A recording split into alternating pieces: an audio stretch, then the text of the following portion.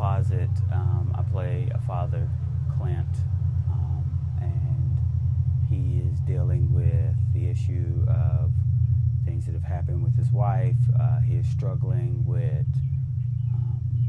keeping his daughter together, and in the midst of all this, now you've got a social worker who comes into the mix.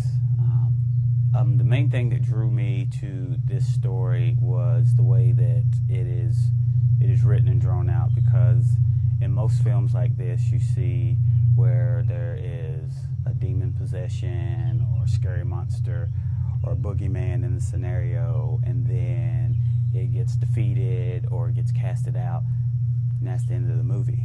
As with this one, it picks up after this, so you get to see how a family's life is affected. That was what really drew me to this project in particular, because I've never seen anything like that done.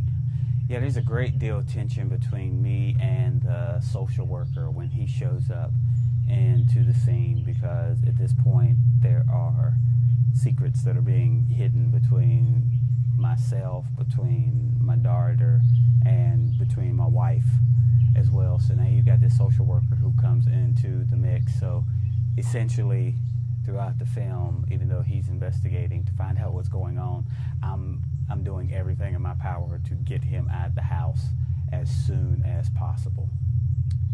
To prepare for the role of Clint, it was basically, a few neat things had happened, because my daughter, who's played by Jayla in this film, who was a phenomenal young actress, she has a hearing impairment, and so I had to learn sign language for several scenes and takes with her, as well as just getting myself in a mindset of kind of staying tense, so to speak, because it's a very that stillness in the moment of you don't know what's getting ready to happen. So mentally I had to just make myself somewhat numb to kind of dive into what it was that the director was wanting to pull out of this. So it was very interesting.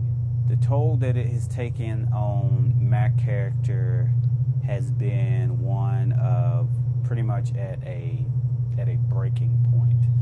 He has harbored a lot up until this point, and now you've brought a social worker who has essentially not said it, but you can tell that he's in this to separate a family or to stick his nose into a situation that we don't want to relive, we don't want to remember. We're trying to move past this, and now you've got this guy that comes into the picture that's trying to bring it back to the surface. So I think that's a lot of what Clint has to deal with from essentially start to finish of this film, which makes it really interesting. I don't think that he's decided to take his daughter and just leave his wife, because at the end of the day he's still in love with her.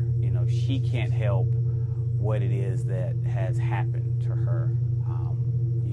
She had no control over it, but the reality of it is that it's happened, and so in his mind he just wants his family back to normal. He wants them back the way things were before this incident. So Clint's not one to escape or run from a challenge. He embraces it head on and bears as much as he can. So I think that's probably the number one reason why he doesn't leave her, and he does whatever it takes to get his family essentially back to normal.